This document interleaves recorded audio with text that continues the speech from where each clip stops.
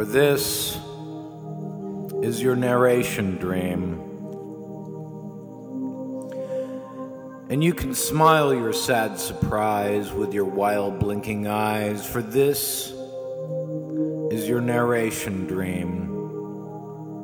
A dream you can narrate like a middle-aged mustachioed man speaking into a cone. A person raised on resignation and temporary bliss, mumbling self-made mantras back to self. If you can see it, you can be it.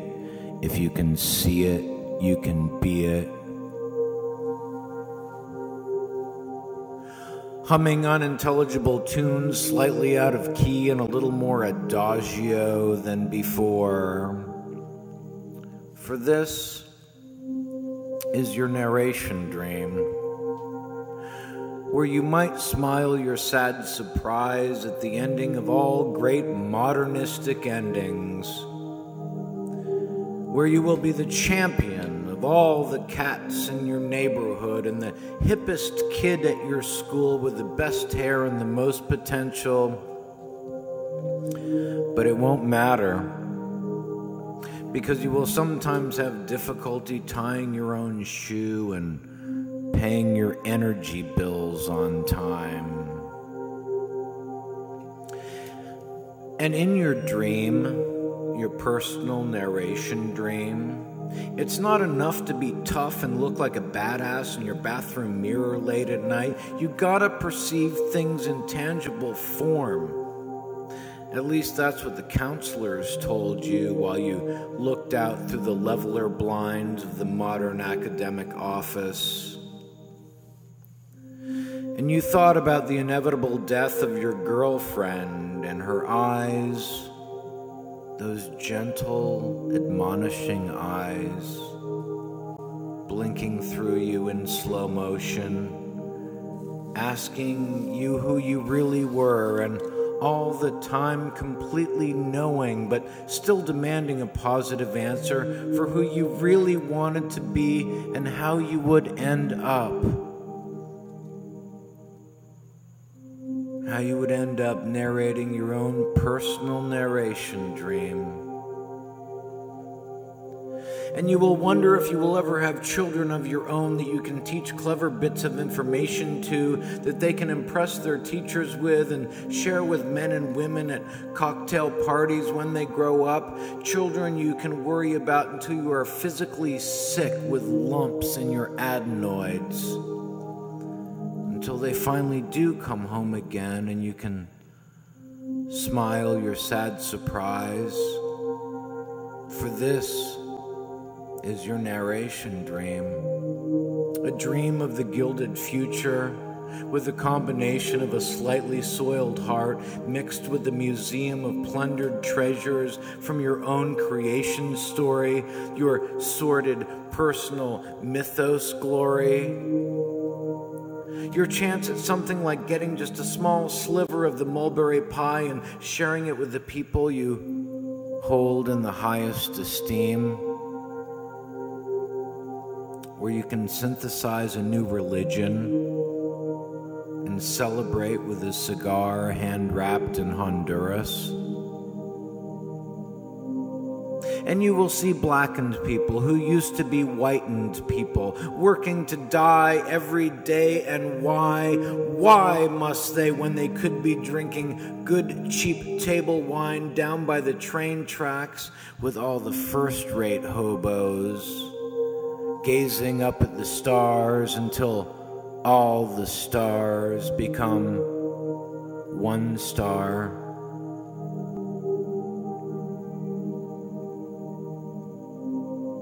Unencumbered with all these social obligations and a personal narration dream.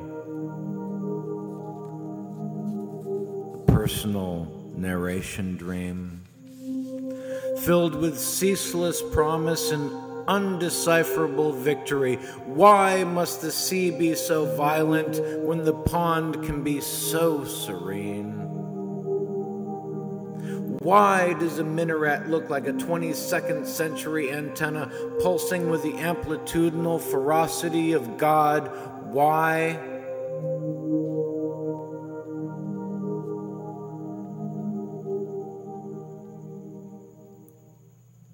Because everything is the same as it used to be, when grain was grain and people mashed it down with sharpened stones so they could turn it into meal for the Sunday family supper congregation.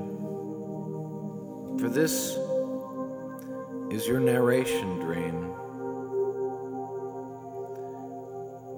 And you can smile your sad surprise if you want to, or you could easily grin like a contented cat and think that everything was just fine. Made of 2-hour naps and halcyonic sunshine, everyday gifts of a world inherently sublime, standing upright in a natural single fucking file line. Because this is your narration dream. Your personal narration dream.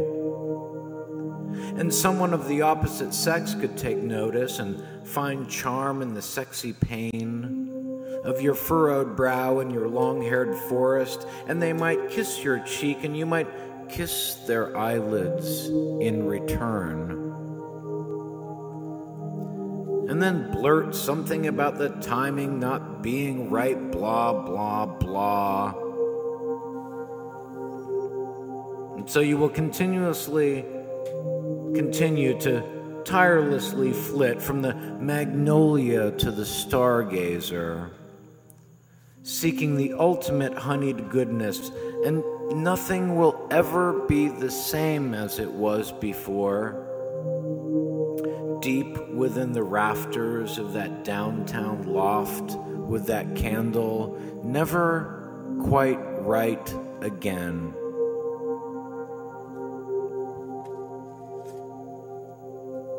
Until the purified waterfall of jasmine and mint and ice duly baptizes your tightened forehead, and you can commence again in a brand new, freshened way, allowing no precedent to scar your renewed freshness, your beautiful new torrential hope, born again into a place where you didn't feel like hanging yourself anymore.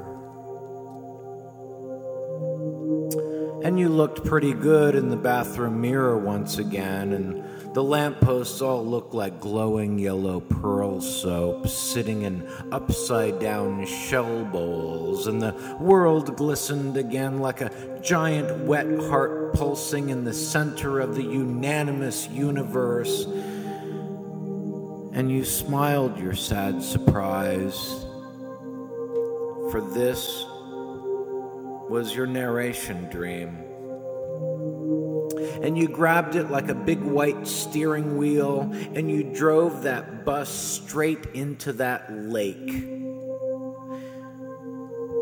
And you did it with a smile of sad surprise, for this was your narration dream. Where you can't have anything at all. You can't have anything at all.